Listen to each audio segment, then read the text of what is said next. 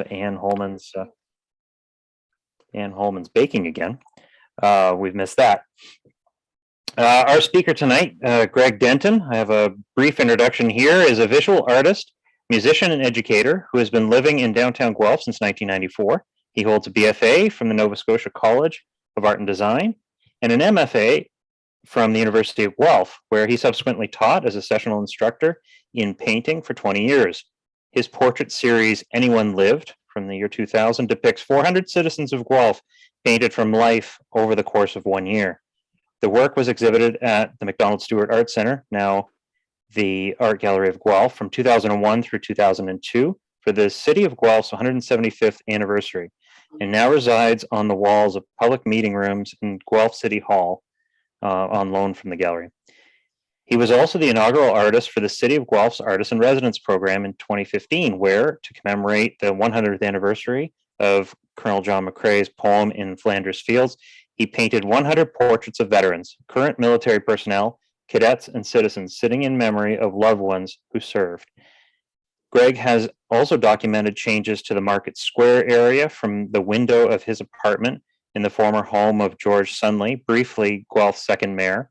For various social media projects, 1997 to 2021, he currently lives and works at 21 Nottingham Street, the home built in 1847 by former Hudson's Bay explorer John McLean. Fascinating.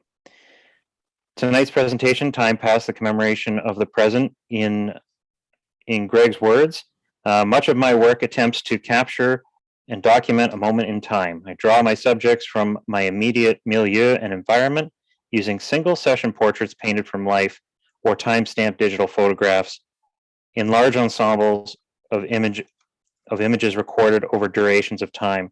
The images as such become artifacts of my presence along with the presence of others. They also become artifacts of place, Guelph for the past 28 years, and the slippage of time. That is enough for me, and perhaps better said from Greg. Welcome, and thank you very much for your time and presentation tonight. Okay. So I guess I'll just go to share screen, and we'll go through. I think what I'm going to do is just present an awful lot of images to you. Thankfully, I can't really share the individual images, so we're going to look at folders of images. That'll allow you to see a lot of images at once, and it'll hopefully save us actually some time in the talk. But we'll cruise through the images, and I'll talk a little bit, I think, about my ideas of time, and I guess how that intersects with the idea of history a bit.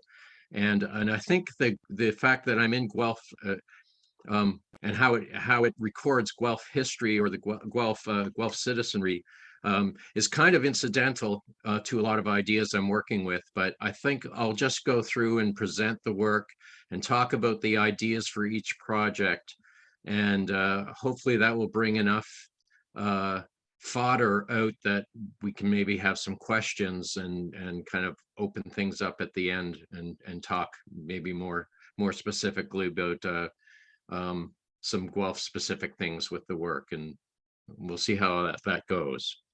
Okay, so I'm going to go to share screen here. If this works, there we go. And I will go to this folder. Can everybody see this? I hope so. Yep, we can see it, Greg. Thanks. Okay, good. So I'm starting in 1999. I'll talk a little bit about precedents for this. I came to Guelph in 94 to do my Master of Fine Art degree. I finished in 96. For my thesis exhibition, I had actually painted over the summer, before the fall of 96, I painted 90 portraits. They were all from life. I had each person sit for 3 hours, and I did 2 portraits. And I ended up showing them all. I initially thought that I would only pick the good ones to show, but nobody could agree on what the good ones were. And it was actually really interesting to show them all, because what it had constituted was a kind of timeline. And what fascinated me in painting the same person twice in a row was the that I ended up with two different likenesses. And that was a kind of really fascinating thing. Like I could paint somebody, we could both agree it looked like them, and then I could paint a second portrait and suddenly the first one no longer looked like them, or they both did, but they looked like different people. So I wanted to know how many different paintings I could make of one person. And I decided in 1999 to paint self-portraits, since I was the only person I think I could convince to sit 365 days in a row, a self-portrait a day. And what fascinated me about 1999 was it was the end of the millennium, and everybody was looking forward to the year 2000, and there was the year Y2K, the Y2K scare. And I really kind of felt like in 1999, the present didn't exist. So I thought it was a time to try to document my presence in a present that didn't exist. So these paintings were made one a day in a single session on a 6x8-inch panel. My studio at the time was in the Gummer building. This was well before the fire. And they were shown 5 years later at the Kitchener-Waterloo Art Gallery.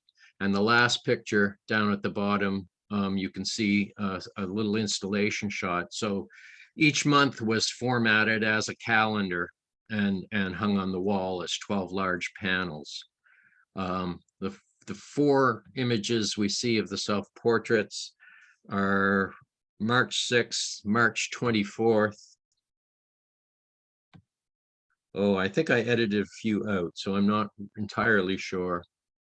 Oh, there's the dates are on the file. This is June 5th, and the last one is September 12th, and then the installation shot. So I will move on from those, and maybe you can fire some questions at me later, to the next year, 2000. I had actually pitched the self-portrait series, which was titled Out of Date, by the way. We were showing them in 2004, 2005. They were made in 1999. And out of date, it was kind of about being out of place too, in time. So these are from the Anyone Live project. I had pitched the Out of Date series to Judith Nasby to show at the MacDonald Stewart Art Center, but with Guelph's 175th anniversary coming up, she had an idea of her own that I should paint citizens of Guelph for that exhibition. So they commissioned me to do this Anyone Lived project. And for me, it was an opportunity to take the project of making 365 different paintings of the same person, and this time trying to make the same painting of different people repetitively for a year. So we initially thought we would make 200. That would be a reasonable amount to try to paint over the course of a year, but I painted very quickly, and so we turned it into 300, and then I was kind of racing to fit people in, and it ended up being 400 in the end. And that actually worked nicely because it hung in 4 groups of 100 each, and it kind of broke it in the year into 4 seasons. So these were all made from life. My studio had moved further down Wyndham Street to a building above a shop next to the former post office. I think I started, it was the year 2000 was a leap year. So I actually started painting on the leap of the year, February 29th. I figured with this project, I would paint about 30 or so people and then have to advertise. But I didn't have to advertise. People were just sort of lining up. Every person I paint knew a couple of other people I should paint, or people would just hear about the project. I was working at Macondo Books. I worked there for 20 years too. So that was a really great place to kind of meet people and collect people for this project. But everyone sat for a single session portrait from life in the same seat with the same light on them. And I recorded the start and finish time of each painting. And they were hung in the gallery in chronological order, without the names of the people, but the titles of the paintings were the date and the start and finish time of each painting. So it was really about a kind of timeline and a kind of essay on the process of painting, I thought. But in Guelph, I should say that the title "Anyone Lived" is a reference to the E.E. Cummings poem. And at the time I was making these, I was also really fascinated with the Fayum mummy portraits. If people don't know those, this was a Roman era Egypt, and they were very realistic and caustic portraits that were painted of people, and their face would be put onto their coffin in place of the face. So there would be a voice, I guess, for the spirit. And Brian was talking about Tutankhamun before we kind of opened up the meeting a bit here, but these were not pharaohs, these were just citizens. And the paintings were all very, very similar, and they're all anonymous. So I was really kind of interested in the modularity of this project. I was making the same painting 400 times, and human beings are very modular things themselves. But rather than them being portraits about the individuation of a person, they were kind of about the repetition and the sameness. And but in Guelph, where they were shown, everybody, of course, knew each other, and it was very much a community project. And I was kind of very interested in that. What became really fun about this project was everybody who came in and sat. As I painted these, I had a wall that everything went up on in the studio, and people would look at them and they would start telling me stories and say, "I really can't believe you painted him next to her because da da da da da da da." So there was a really interesting, I learned a lot about the social history of Guelph through doing this project. I'm just going to name names here because this is John Ayres, author and biographer, who has since passed in the last 2 years. I think last year he passed. Otto Ahlers, who I think passed earlier this year. Ajay Hebley, who's still with us. Joan Rentoul, I think, is still with us. This is Chris Chanter. She's wearing a rose in her hair. This was painted the day that Pierre Elliott Trudeau died. This is Craig Norris, who's now host of CBC KW.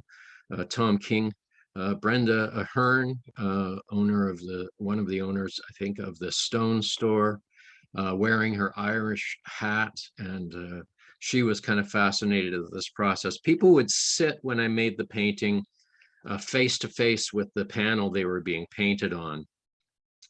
And so they would become very engaged in the process. And Brenda had commented that she thought she saw her entire Irish ancestry through the process of painting. And a lot of people, when I painted them, did see family resemblances. Or, Sheila Rogers was living in Eden Mills at the time, and she sat and she was kind of found it difficult because her portrait, she felt, looked very much like her mother. And she had a difficult relationship with her mother, she said. Ed Pickersgill. Down at the bottom, there's 2 installation shots. One is at the MacDonald Stewart Arts Center, and you can see 2 of the walls where the rectangle of 100 paintings is. I showed these paintings as well in Halifax at the St. Mary's University Art Gallery. The fall that these were shown in 2002, the city of Halifax had a citywide exhibitions in all the galleries of painting, and I was in the figurative painting show, but it was an opportunity to hang all these 400 portraits in a single grid on a single wall. and in a town where none of the faces were recognizable. So the impact of the modularity and the repetition was much stronger. Where in Guelph, people tended to relate to who the paintings were because they recognized everybody. Here it was 400 anonymous faces that were repetitively presented. So I felt it kind of really interesting to look at there. 2002, the McDonald Stewart Art Center had an exhibition to celebrate Guelph's 175th anniversary, and artists were asked to contribute a painting that represented their metaphysical portrait of Guelph in some way. And my studio was back in the Gummer building in 2002. And my window actually looked out into St. George's Square where I could see the fountain. And I had been looking a lot at Manet at the time, and Manet's Olympia particularly, which is a revision of a Renaissance painting by Titian of the Venus of Urbino. And Manet had exhibited his painting titled Olympia of a nude courtesan in Paris that would have been very recognizable to many people. And the trend in the salons was to favor large-scale history painting or large mythological and allegorical nudes. So Manet painting this recognizable nude prostitute with very harsh frontal lighting, entitling it Olympia, alluding to an allegorical or mythological nude, but presenting really a kind of a contemporary realism, was the kind of foil that I was thinking about. So I was looking at the fountain in St. George's Square, which is perhaps loosely an allegory of family or family values. And Judith Nasby had suggested I paint the living mayors of Guelph, but I didn't want to paint, the kind of dignitaries. I told her I would paint Karen Farbridge if she would pose nude, but I thought that was unlikely. But I did think of my friend Tony Boog, who was probably the best known person in downtown Guelph that I could think of at the time. He was much better known then, I think, than he is now, but he works for the city now in parks maintenance. And Tony's a big fella, and I knew him from art school. He was also an artist, and I figured he would be willing to sit nude. And I thought that this would represent a set of alternative values to the family values that were offered by the fountain sculpture. What I didn't realize when Tony agreed to paint sit nude was that he also had genital piercings.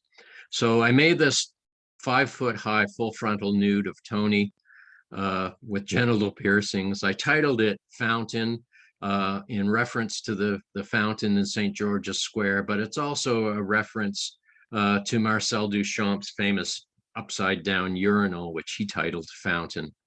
And that was my contribution to the exhibition.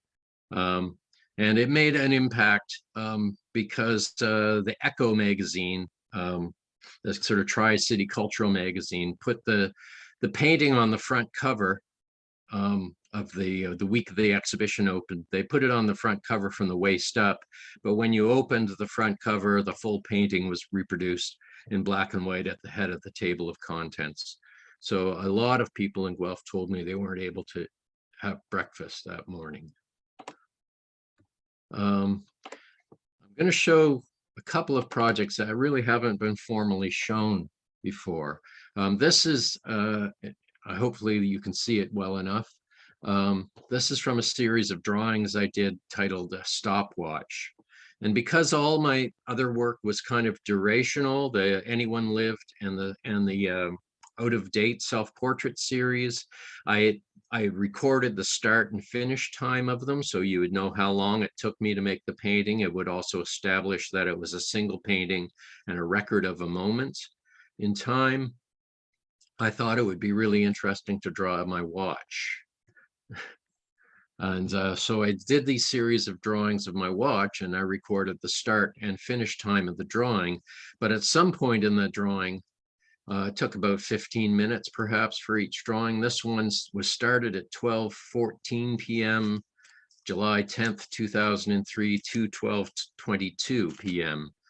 But clearly I drew the minute hand about a minute into the drawing. It started at 12:14. The watch is showing 12:15. I'd always been really interested in David Hockney's ideas about painting and photography. And David Hockney always theorized that a photograph took less time to make, 125th of a second or so, than it took to look at. And a painting always took much longer to make than it took to look at. And there are also implications about how the eye moves and what represents reality better. A camera is, monocular. It kind of, is the epitome of the theory of Renaissance perspective, which is based on a fixed viewpoint with a single eye in space. But of course, we're binocular, and our sight is embodied, and we move, and the way we actually view the world is through a series of glimpses rather than a frozen moment. So David Hockney always played with that, and I kind of thought these drawings played with that idea a little bit too, that it's a duration that's being painted or drawn, but it's a timekeeping device, and at some point I have to freeze time. And the freezing of the time in the drawing is a misrepresentation of the process, I guess. This is 2006 into 2007. This was the last year standard time, I think, was standard. This was the year that George Bush extended daylight savings time as an environmental measure, and Canada, because of the state's change of that time, had to follow suit, so we would be coordinated. But I took a photograph. I set my digital camera to an internet standard of time, and then I photographed a timepiece every day for the duration of standard time. But I titled the picture of the timepiece with the time that my camera said it was, and not the time the timepiece said. So the first image here is October 30th at 1:47 p.m. My camera said it was. The watch piece says it's 1:49. The second image here is November 6th at 10:45 a.m. The timepiece says it's 10:46. The third is a watch photographed at 3:57 p.m. December 15th. And it says, actually, it's 4:04 on the watch. 3:57 to 4:04. The next image is January 19th at 5:21. It says 5:22. So you get the idea. There is no standard. Okay. Let's see here. These are just a couple of shots. I really don't have good examples of this, but the year 2006 to 2007 and the year 2010 to 2011, they're two separate years. I photographed everything I ate for a year. This was done from solstice to solstice. These two images are from the installation of these projects at the Capacity 3 Gallery in the Boarding House Arts Building. Capacity 3 Gallery, for those don't know, is a very small gallery under the stairwell. It's a very small room. And the title of the exhibition was Still Living, a Photographic Digest. I think I also called it a gastronomical chronicle. But the two different separate years were shown as slideshows on video screens, which were embedded in a tabletop as place settings. And we really set the little room up as a kind of a restaurant table with the artist's statement in a menu, and the images scrolled by on the placemats. What was interesting about this was it was initially done 2006, 2007, and I ate out a lot, and I ate a lot of bars, and I ate very unhealthily, also often for the drama of the photos. In 2010, I did get diagnosed with type 2 diabetes, not the fault of 2026, 27, or 2006, 2007, but my diet did change radically after that, and I thought it was a good time to revisit the project. And so this project kind of recorded a year in food, with the idea that you are what you ate. So they are, in a sense, two self-portraits. But I was also kind of talking about how eating is a kind of an investment in the future. I tied the whole idea of eating and the will to live, and as long as you're eating a meal, you're investing in your future. And they were still life paintings, although I conceived them as portraits, but the title Still Living plays on the idea of mortality, I guess, and it plays again on the idea of the still life. 2013 through 2016, I did a project called Hours, where the sitters came and they sat in 1 hour increments. So one painting session would last 1 hour. And then the painting would result from an aggregation of hours, 1 hour sessions. And this was kind of interesting to do because it allowed me to still paint from life. It allowed me to paint larger and be able to still make single session advances on the painting. But it wasn't as durational in terms of a starting time and a finish time. The first painting here is Don Russell, another Guelph artist who's participated in many projects of mine. This was kind of made over a long period of time. There's 6 1-hour sessions. Don's hair went gray as he sat for this portrait, which was kind of a fascinating thing. He had very dark hair when he started. He had much lighter hair when we finished it. It was 6 hours. These paintings are 2.5 feet square.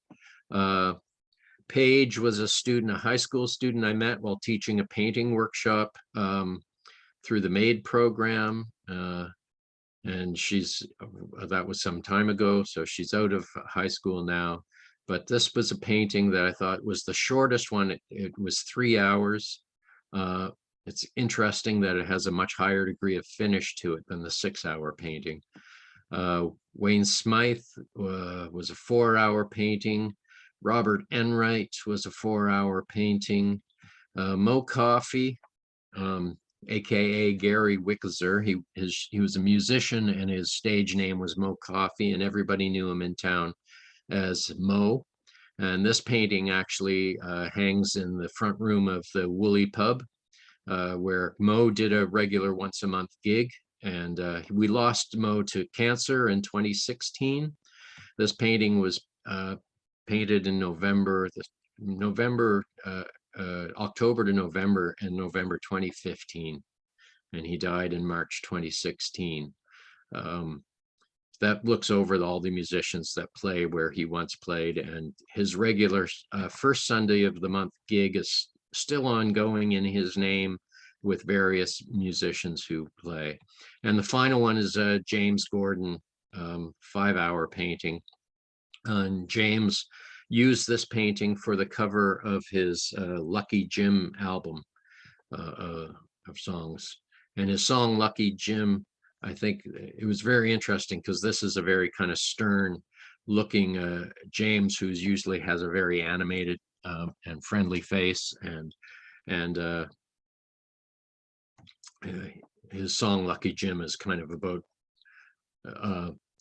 not being on all the time. And this, I think, is James looking kind of much more studious and serious. I don't know how he looks like in council meetings, but this project was titled Out of Pocket. These were moleskin pocket sketchbooks I carried around in my back pocket, and I sketched every day for a year, 2014. And then these were exhibited along with the hours paintings at the Art Gallery of Guelph in 2016. But I exhibited these as a sculpture, the sketchbooks became very kind of worn and dilapidated, but we stacked them up like a sculpture, and really it was kind of like an object. And the height of the pile was what represented a year of time. And then the individual sketches were on a small pocket-sized screen as a slideshow beside the sculpture. So there's a sketch here. I wish I could expand these ones. Mo Coffey and Dave Reed, who we call Dewey. Jenny Mitchell, who I think would be excellent for this lecture series. She was also recently, I think not this past year, but the year before, was artist in residence for Guelph. And she has an ongoing Guelph Gone series where she makes images of businesses that no longer exist in Guelph, and prints them on t-shirts and mugs, and she's now endeavoring to print them on beer steins, and I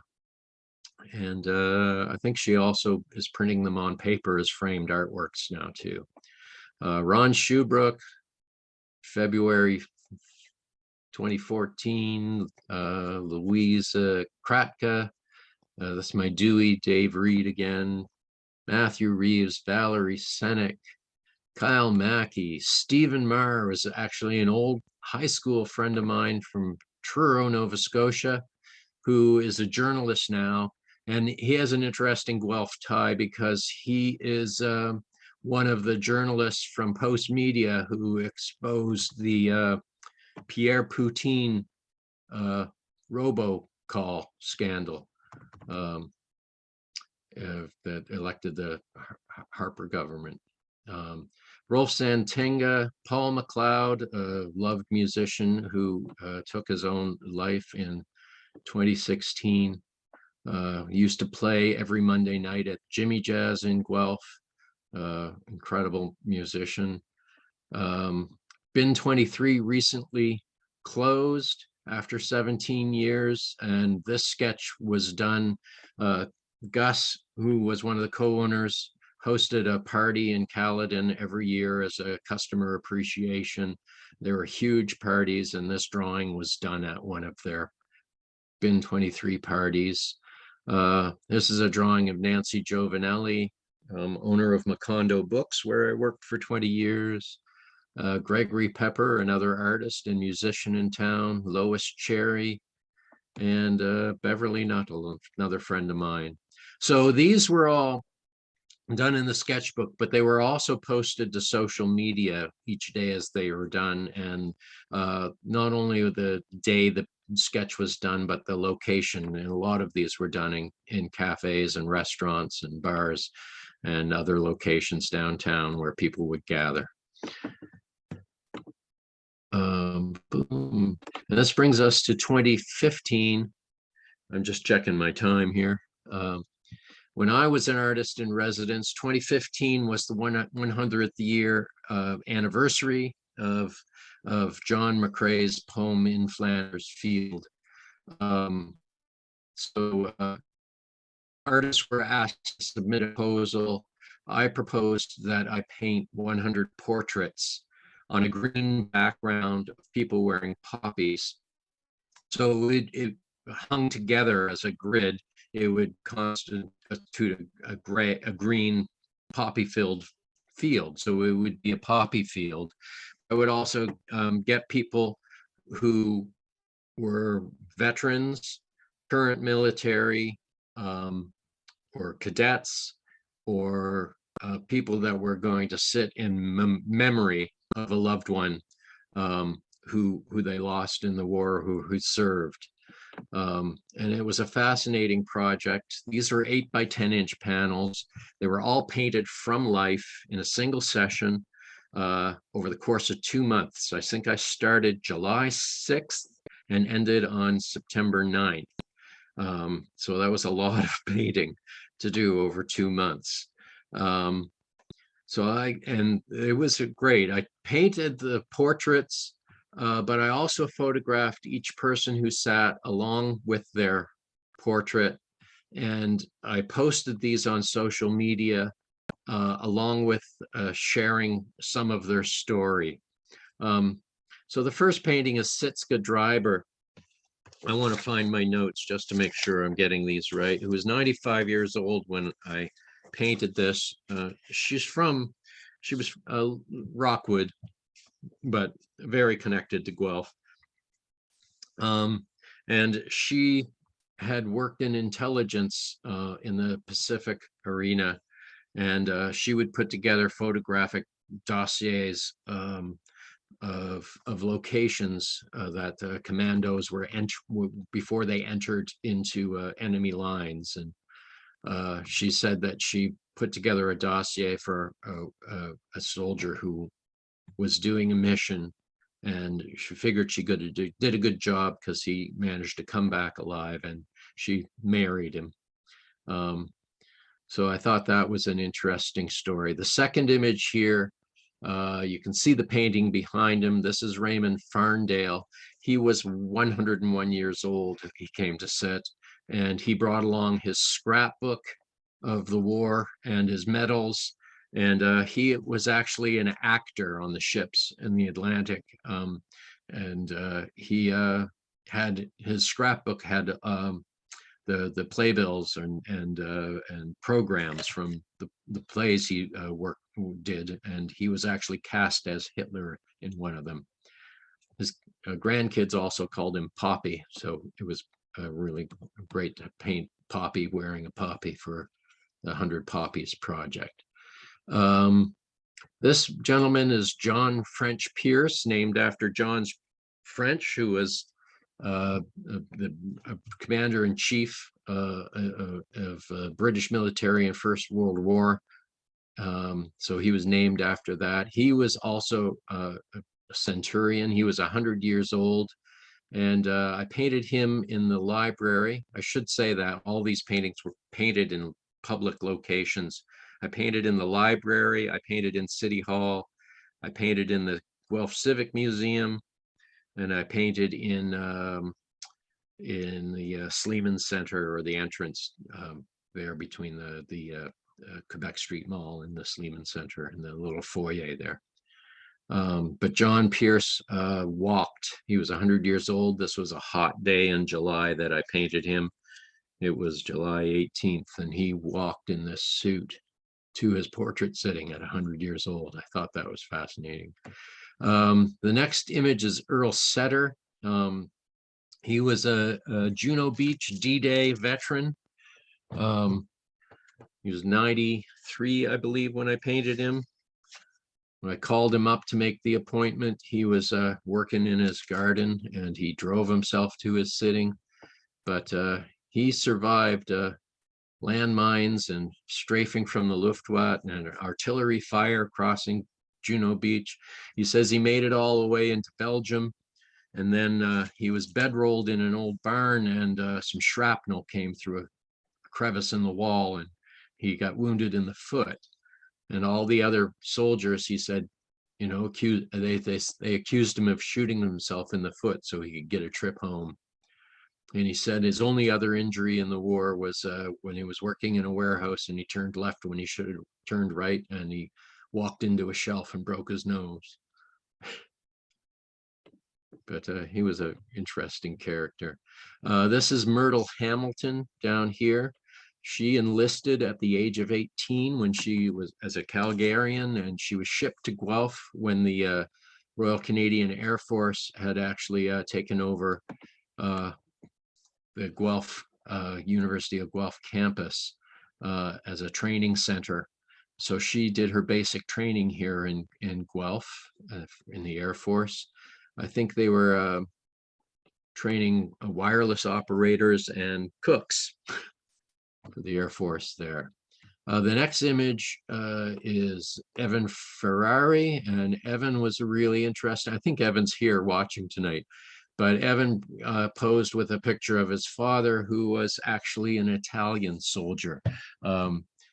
So, you know, he was captured by the Allied forces and was a prisoner of war in Britain and worked on Shropshire farms and was shipped home in a cattle car, which seems a bit ironic. And then to deepen the irony, when he immigrated to Canada, he worked for the Canadian Pacific Railroad.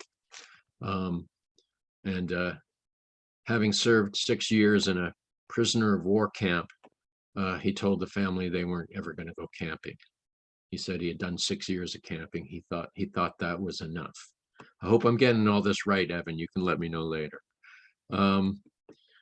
This is Mike Willis. He was part of I'm not sure I've got the right regiment that he was in. What was interesting with Mike was Mike had to reschedule his portrait sitting. I had originally had him scheduled in July to sit, but he had a heart transplant. So we deferred, and I managed to get him in just before I closed the project. He's number 97 out of 100 portraits. He had a whole heart transplant, and he said that after the transplant, he knew it was a good heart because he said he looked at his wife and it loved her. So he figured that was a good heart. Number 99, I just really like this portrait.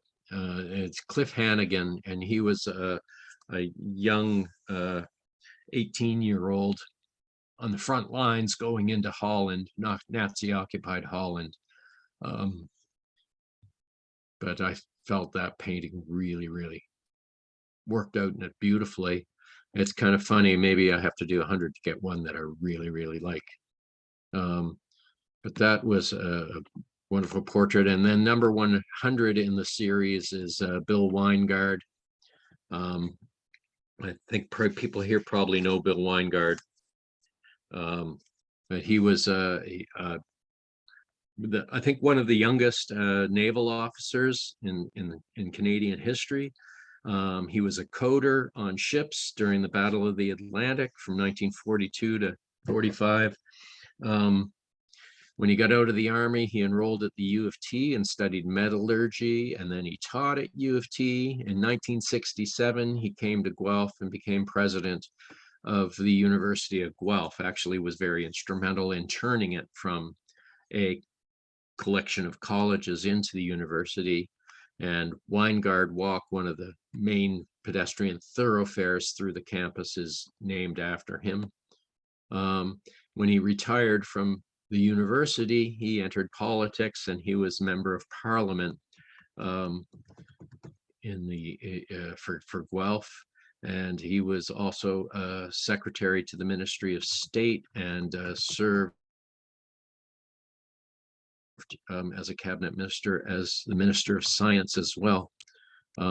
Really interesting character, and there's an elementary school named after him in Guelph here now too. But I felt it very fitting that he was number 100. Over here, it's going to be hard for people to see. It's the grid of the whole portrait field.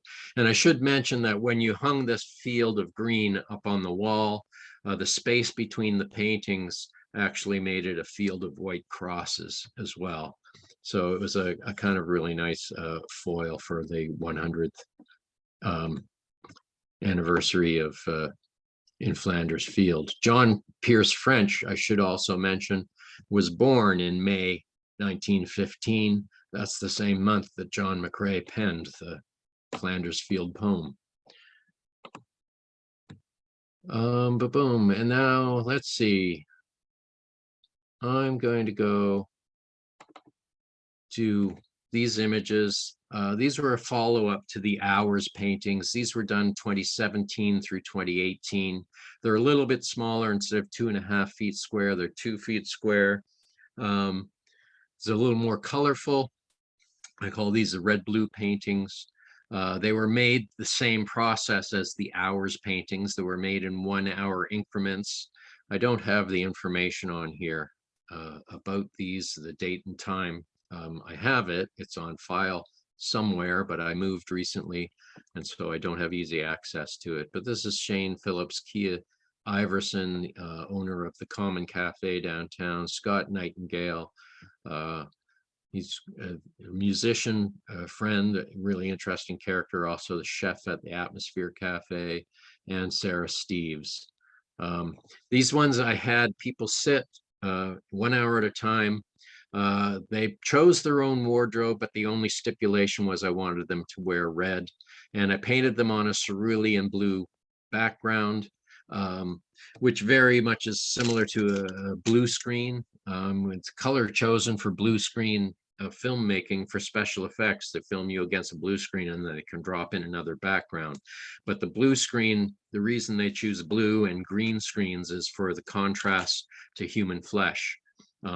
So when you pose people in front of the blue screen, you don't get these strange bleeds that a lot of you probably experience if you put a backdrop behind you on Zoom.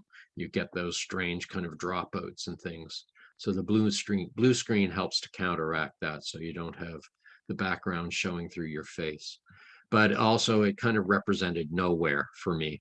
And it was a kind of a foil for playing with the fact that I wasn't interested in painting the background. These were shown on the top floor of the 10C building, former Ackers Furniture Building, when they opened their shared office space. So that was part of the grand event there. And then let's go to these photographic projects. So on 26 Wilson Street, my view out of my bank of front windows was quite lovely, and it gave me a panoramic view of Market Square area. My windows didn't face another building. They looked straight down Carden Street. It was a great place to people watch, but I also got the sunrise coming up over the sky in the distance. And I lived there a long time, from 97 until just this September. And it allowed me to witness a lot of change. This particular series of photographs was 1 year done in 2016, window on the world, and I photographed just through the front window on a daily basis. It wasn't one photograph a day, it was whenever something looked interesting and I was there to witness it. First image has this strange gray hearse which circled the block a few times, and that one is January 2nd. Next image, I think I tried to put one from each month. February 16th. Because I'm only looking at thumbnails here, it's harder to see. March 1st was a snowstorm. March 24th was a blackout. So I got a photograph at night. The lights you can see are from, mostly in the foreground, are from a passing vehicle lit up by the headlights. This one is April 5th. I thought that was interesting, with the crane in the background and the building of the condominiums. I think you can see it's in all of these ones. Took away my view of the eastern horizon there. But this image is of a ladder. May 6th, my storm windows came down. This one is June 13th, and this is after the landscaping of Carden Street.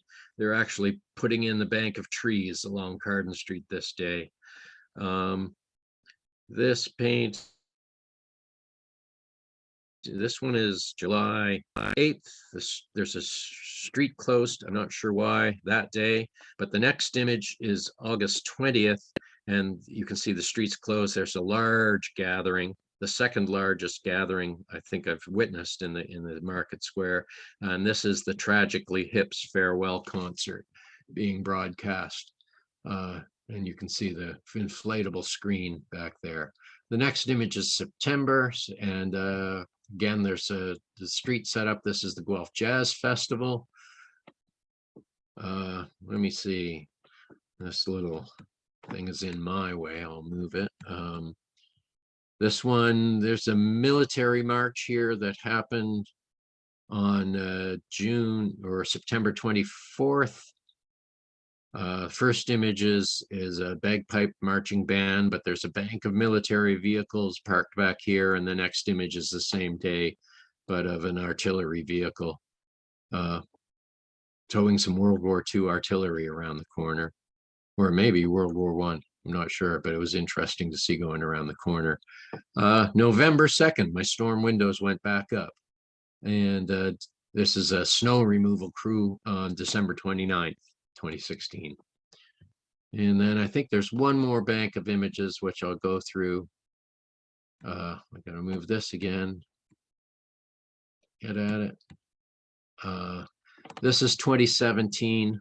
This is the reconstruction of Wilson Street, of the infrastructure. I titled this work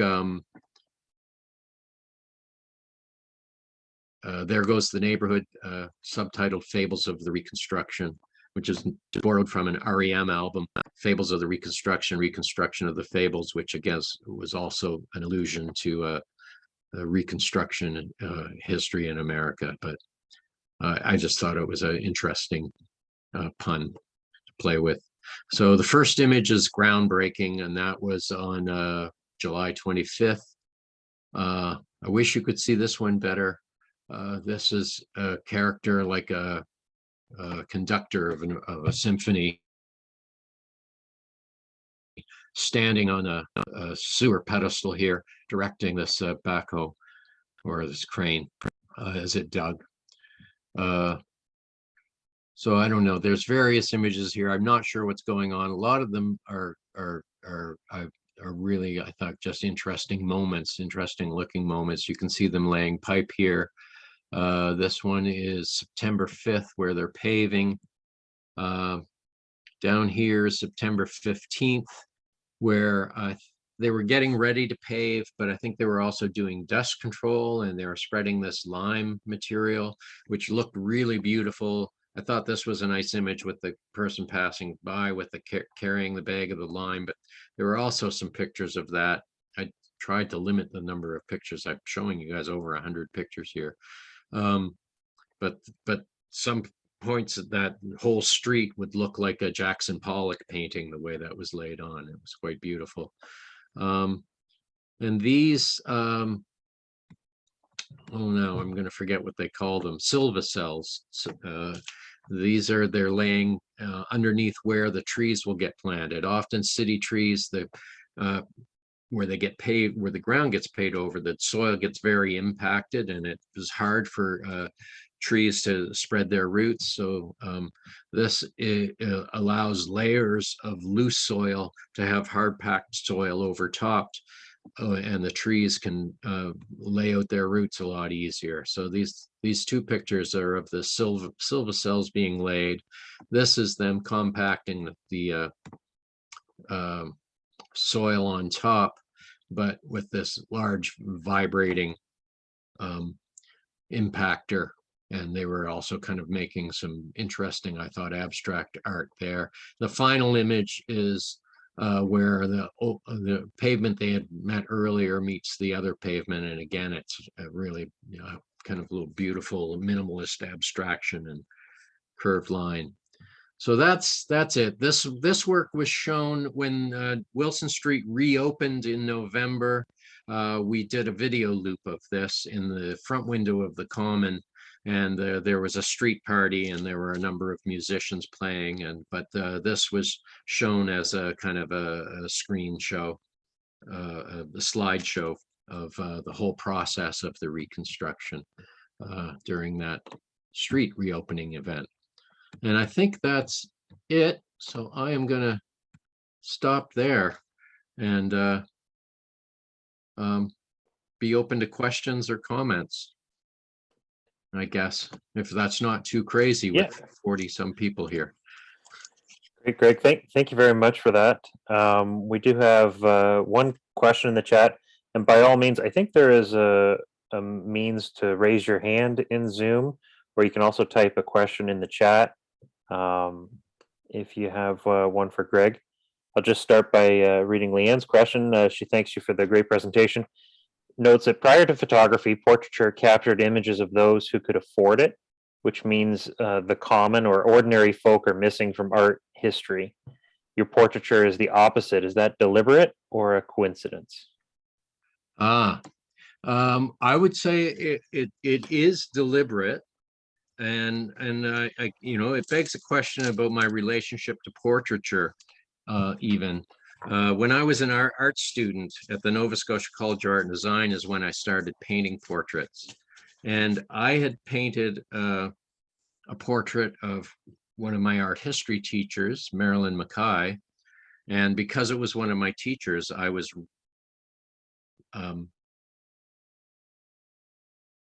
I think wanted to make it a really good painting. So I was trying very hard, but it was painting from life and things go wrong and it wasn't going well. So we took a break and we came back to it. And when I went back into it, I just decided to throw caution to the wind. She was actually sitting with her hand resting in her hands, waiting for me to start painting.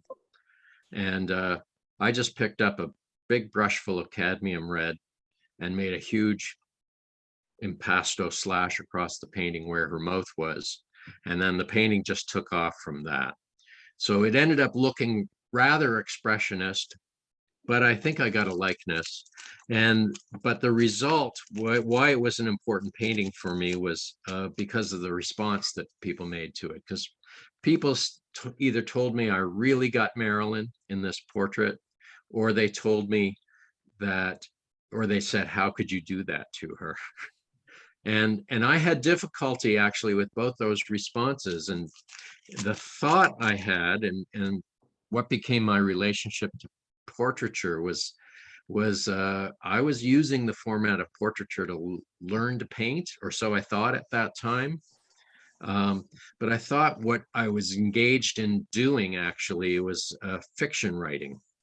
And I was creating a character on the canvas that was based on the observation of a real person, but perhaps like a novelist may have somebody in mind in creating a character which is presented as fiction, whether or not they may be recognizable to readers who know that person.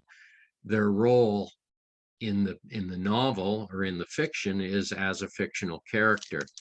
And often there's a disclaimer to say so at the front of the book. And I kind of thought that that's what I was doing as a portrait painter. So I was never really interested, it's true, in painting dignitaries. I was kind of interested in getting whoever was at hand to sit. And I'm kind of like the Fayum mummy portrait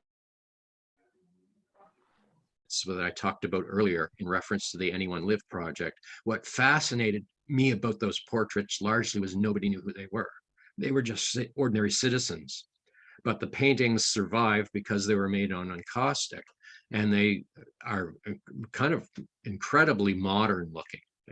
They look like they could have been painted now, and they're realist. They're based on they look like they're painted from life. And I was kind of fascinated that we had all these images of people without the history of the individual or even their name for the most part. And I kind of thought that was represented to a certain degree my idea of what portraiture was. I'm kind of interested in just painting who's here.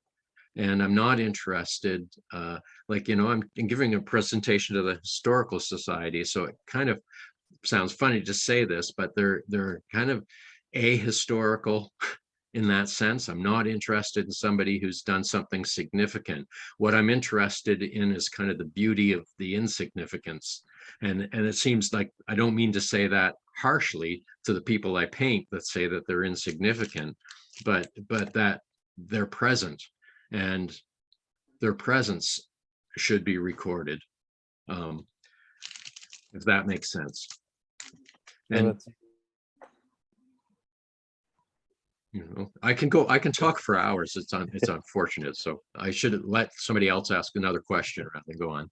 But I could talk more about the fiction writing aspect and why I take that position. But that's great. Despite trying to make it represent a realistic portrait. We have a question from Cameron Shelley. It says, great talk, Greg. Do you, or in what way are your street scenes portraits?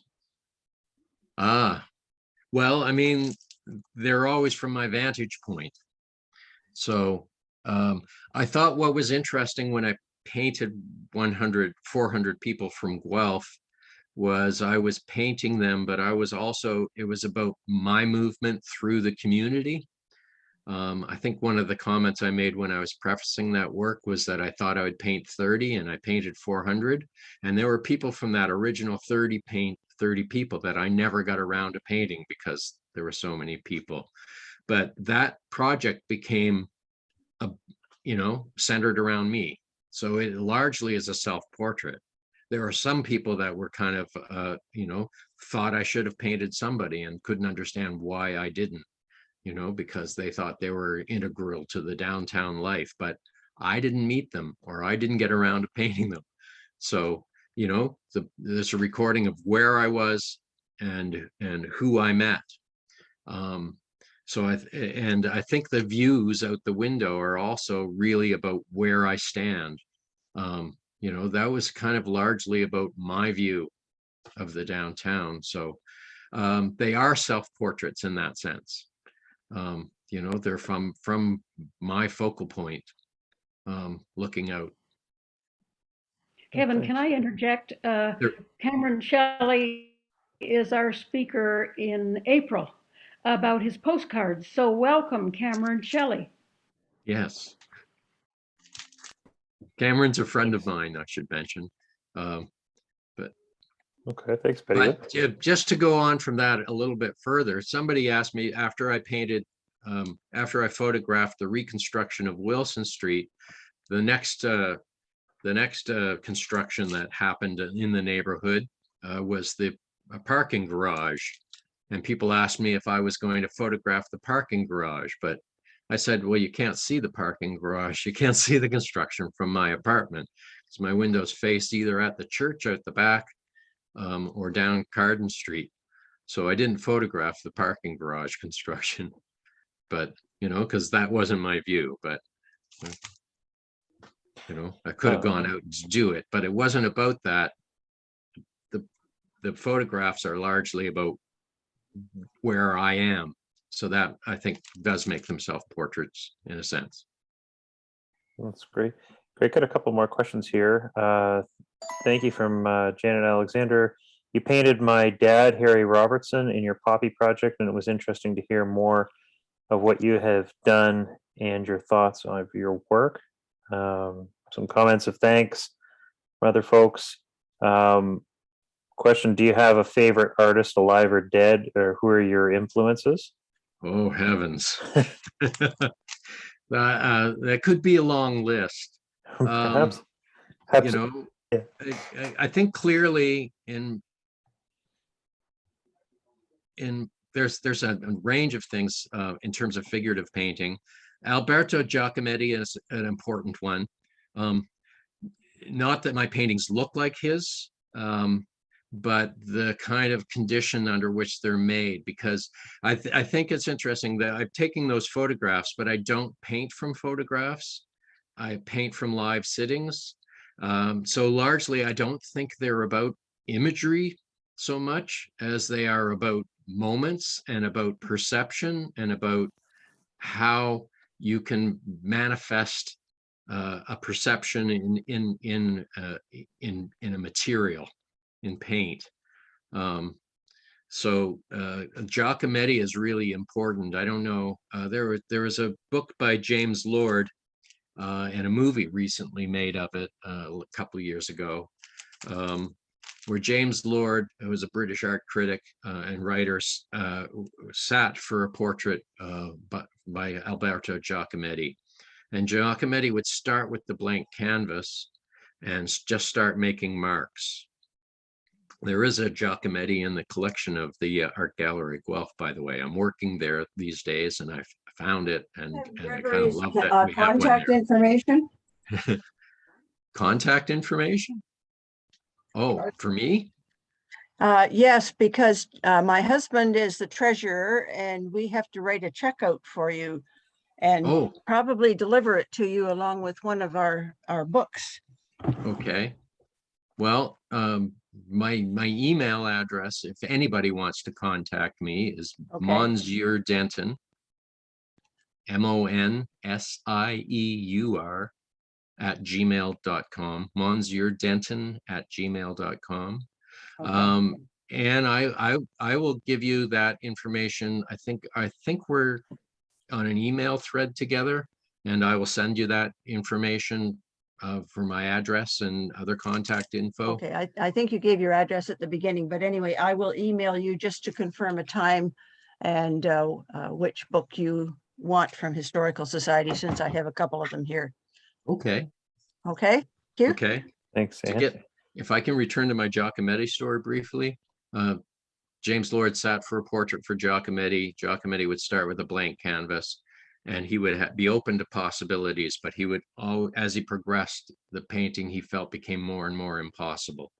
And the project of looking at somebody and trying to paint it, and as you paint more, your options become more limited. Anything can happen on a blank canvas. But Giacometti would become frustrated and wipe the whole painting down, just as James Lord thought it was getting good. And it became clear that this process repeated over and over, and Giacometti would never be finished the painting until James Lord decided he couldn't sit any longer. So he had stayed in Paris when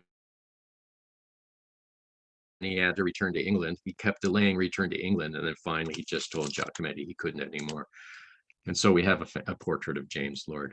But Giacometti's paintings, and a fellow from an Israeli painter who also lived in Paris, Avigdor Erica, painted only from life. And his paintings are like diaries, daily paintings of insignificant little still lives, the cup in the by the bathroom sink, et cetera, et cetera. But when you see all these paintings together, there's a whole life there. And so there's a kind of an existential quality. And I'm really kind of interested in that kind of painting, right? I'm not about making an image. I don't want to paint your portrait from a photograph. What I want to do is have you there and to be looking at you and to try to record this kind of moment. So, I mean, there is a kind of history making there, but I'm interested in what I think of as making that painting be an artifact. I think I was very influenced by, abstract expressionists, or Harold Rosenberg called those action painters, and theorized that the painting was not, a surface to look at so much as an arena within which to act. And that, I think, is an influential idea on my practice. If that makes sense. Oh, that's fascinating, Greg. Thank you for explaining that. You can kind of see that influence in the work that you've shown us tonight. Which but was the other really incredible thing, the other side of that coin of influential artists are like, I think my idea of excellence and mystery comes from color field painting. Like my biggest kicks in museum going have been from seeing Barnett Newman and Claude Tousignot painting that I saw at the Christopher Cutts Gallery in Toronto. Was I think it was a 4-foot square of aluminum painted blue. But the fact that it was on aluminum, you could see the edge, you could see how thick the paint was, the finish of the paint.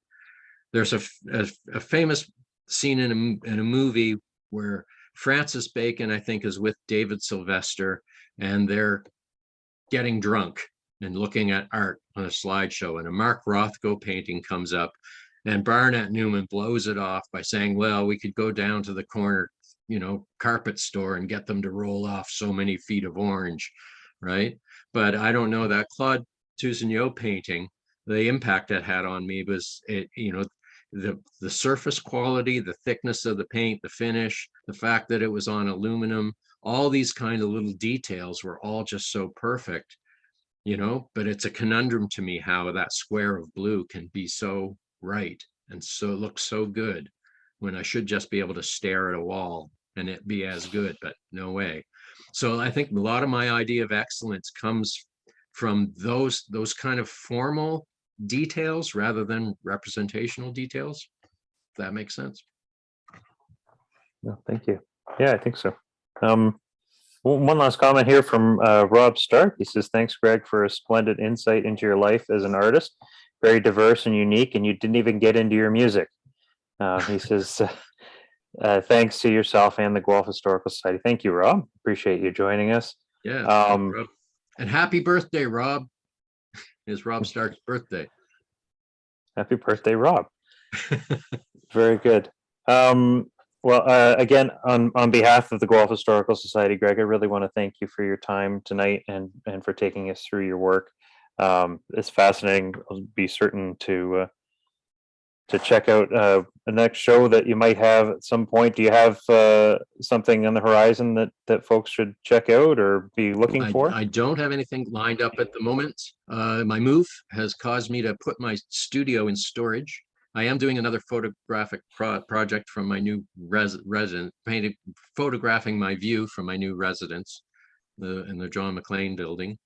So I'm on Nottingham, looking towards the sunrise as best I can, but Oh, very good.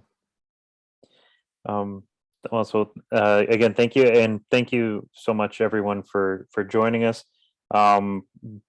Be sure to stay tuned to emails in the future promoting the February talk of Dr. Catherine Wilson from University of Guelph. If there's anything else I've forgotten, Betty Lou, please feel free to chime in. But if not, wish everyone a fantastic evening. Thank you, Kevin. It was excellent. Thank you for Absolutely. inviting me. The pleasure's all ours, Greg. Have a great night, everyone.